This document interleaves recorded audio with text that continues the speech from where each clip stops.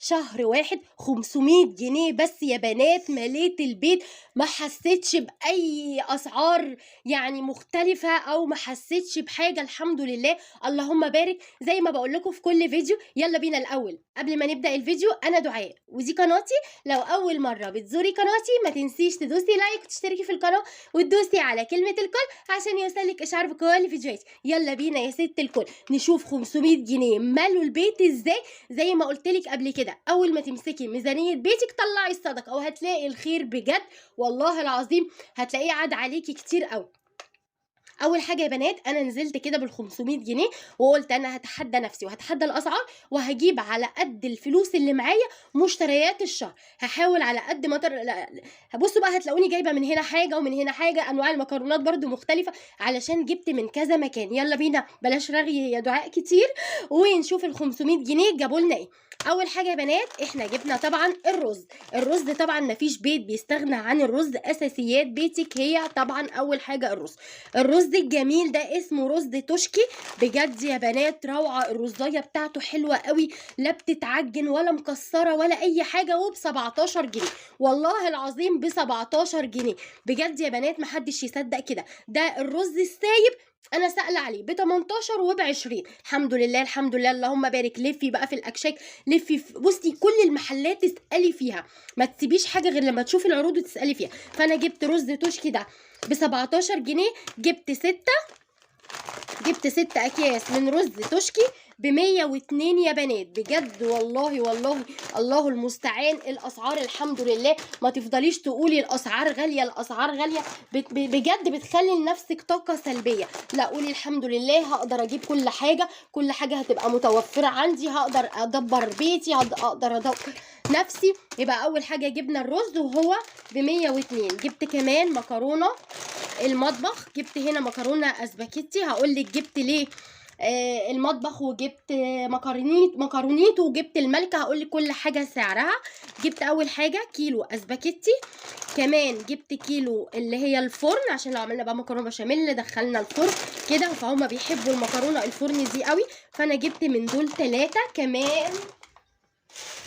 ما لقيتش بقى من المطبخ دي شعريه، فانا جبت الملكه شعريه، بس كانوا اسعار الكيلو ده ب 19 جنيه ونص، لكن بره السايبه ب 20 جنيه. ما فرقت يعني. بصي حاولت ان انا ادبر، مثلا حتى لو 4 اكياس زي دول عملوا معايا 2 جنيه يا ستي، هجيب بيهم كيسين ملح. هتوفري اي حاجه هتدبري، بحيث ان انت مثلا ما بتجيبي كميه فانت بتوفري. فانا جبت 4 من المكرونه الواحده ب 19 جنيه ونص، الاربعه ب 78 جنيه، 3 مكرونه وواحده شعريه. زي ما قلت لك لازم تعرفي تدبري وتوفري وتشوفي ميزانيه بيتك، وتشوفي هتمشي ازاي لاخر الشهر عشان بيتك يبقى مليان الخير كله. جبت ايه تاني يا بنات؟ جبت مكرونه اللي هي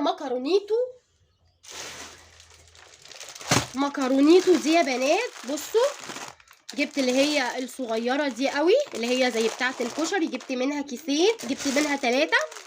وجبت كمان اللي هي المكرونه اللي هي ملفوفه شويه، بصي اللي هي معوجه كده، حلزونيه او معوجه شويه، فجبت منها كمان كيسين اهي من دي.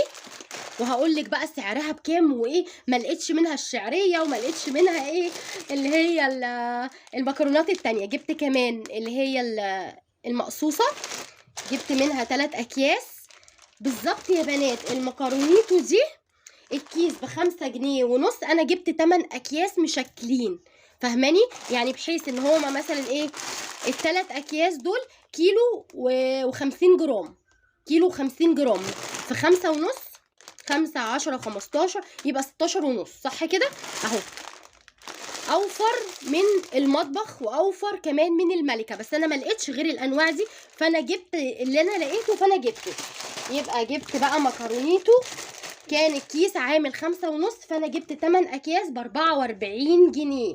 بصوا زي ما قلت لكم لازم تعرفي توفري وتدبري.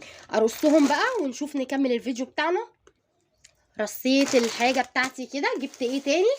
جبت ربع كيلو لسان عصفور، عشان انا عندي هنا لسان عصفور واحنا مش بنستخدمه كتير زي ما قلت لكم في كل الفيديوهات، يعني احنا مش على طول بنشرب شوربه لسان عصفور. فجبت ربع كيلو بس من لسان العصفور، كان ب5 جنيه، فحلوه قوي بيعمل معايا والله كذا مره.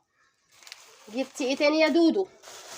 جبت كمان ربع كيلو عدس اصفر، علشان العدس اللي بشعريه الجميل وفتة العدس بتاعت الشتاء بجد يا بنات بتبقى رهيبه وبتبقى حلوه قوي، لازم كل شهر اجيبه اكيد لازم.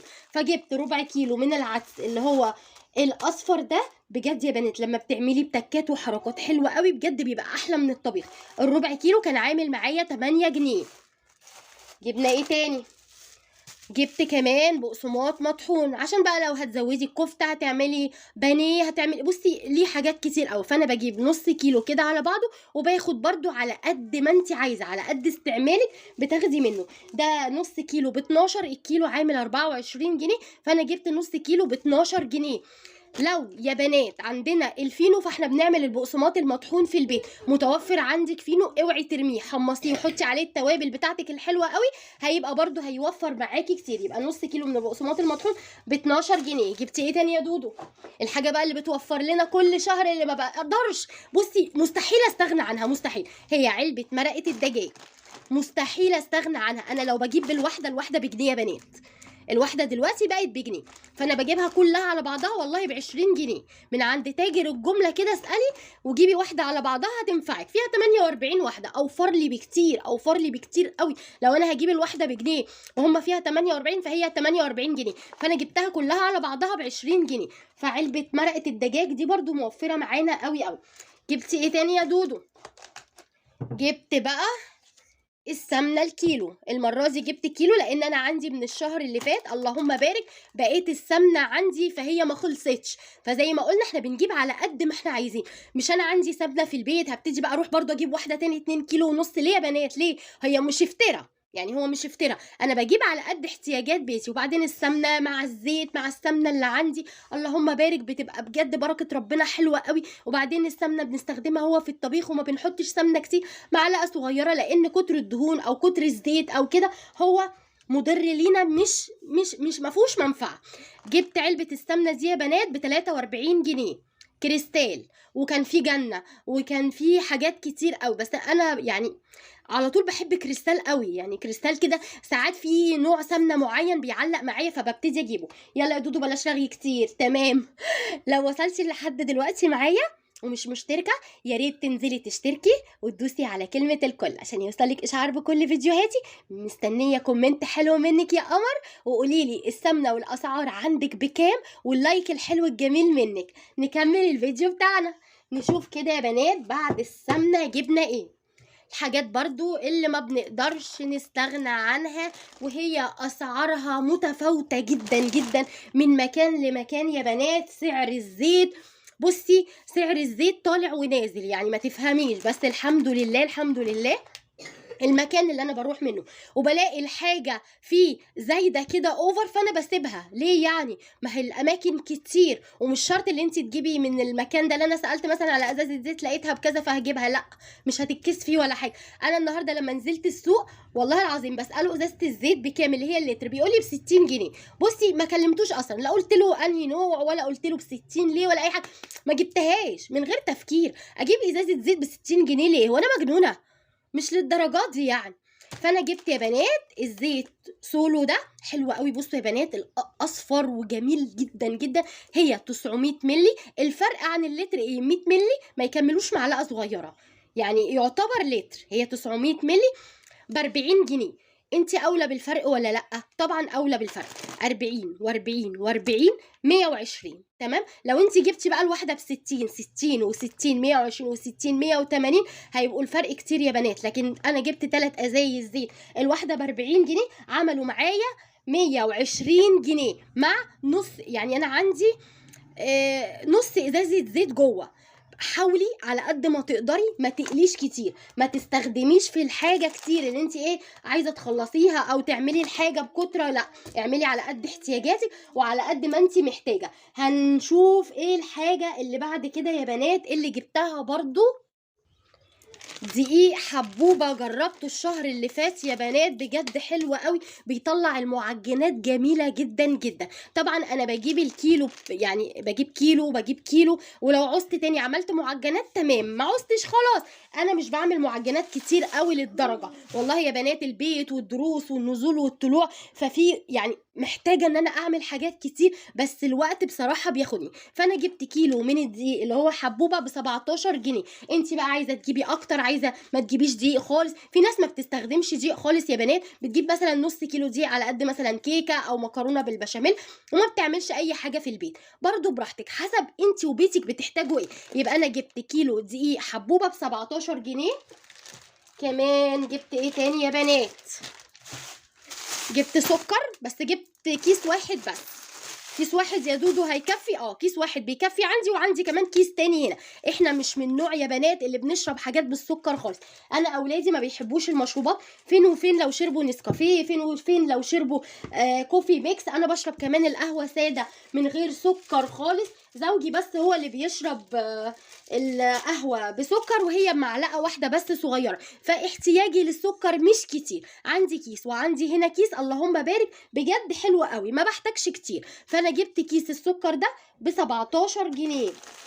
يلا نشوف جبنا ايه تاني. جبت كمان الصلصه الحلوه دي، صلصه هاينز، بجد يا بنات رهيبه، حلوه قوي، هي وهارفس تحفه بجد. جربتهم الاتنين من الانواع الحلوه قوي، وكمان بيوفروا معانا كتير. يعني انا ما بجيب هارفست اللي هي الكبيره، والله بتكفي معايا الشهر كله، لان معجون الطماطم بتاعها تقيل، وكمان لما بتاخدي منها معلقه صغيره بتعمل حمار كده. يعني الصلصه كل ما تبقى لونها غامقه كده بتبقى حلوه، لكن لو فاتحه بتبقى نوعها مش حلو، وكمان خفيفه على قد ما تقدري. هجيب الحاجه مثلا مش غاليه قوي، بس برضو تبقى نوعها حلو، مش رخيصه ونوعها وحش، مش هينفع. جبت بقى يا بنات الواحده ب 15 جنيه، كان عليها عرض في الايام العاديه ب 16 جنيه ونص، لكن جوه العرض ب 15 جنيه، فانا جبت اتنين ب 30 جنيه. عشان كده بقولك دوري على العروض فين، ما تجيبيش الحاجه كده من اول ما انت تلاقيها خلاص اجيبها، لا، دوري على العروض بتاعتك. كمان جبت ايه تاني؟ نشيل كده الحاجه اللي قدامنا. جبت كمان الملح، جبت 4 اكياس من الملح، الكيس بجنيه. الملح يا بنات الحاجه الوحيده اللي مش بتغلى الحمد لله، الكيس بجنيه، فانا جبت 4 اكياس ب4 جنيه. حلو برضو، من اساسيات بيتك برضو الملح، ما ينفعش البيت من غير ملح ولا ايه؟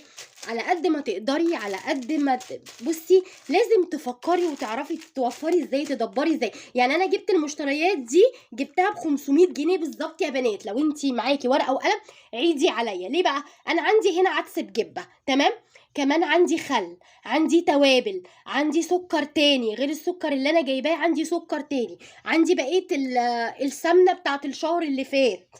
فاهمين؟ على قد ما تقدري زي ما بقولك لازم تشوفي دولاب الخزين بتاعك قبل ما تمشي، في ايه ناقص، ايه فاضل، ايه تجيبيه، علشان ما تجيبيش حاجات وخلاص. لازم تجيبي حاجتك انت تبقي محتاجاها. اللهم بارك، مشتريات شهر واحد كله 500 جنيه بس، مليت البيت خير وبركه. اساسيات بيتك رز، مكرونه، زيت، سمنه، سكر، دقيق، مرقه، جبت كل حاجه الحمد لله الحمد لله. فيديو بجد انا فخوره بنفسي، ببقى فرحانه قوي قوي لما بعرف ادبر واوفر حاجه. يا رب الفيديو يكون عجبكم، واشوفكم في فيديو جديد، واسيبكم في حفظ الله. باي باي.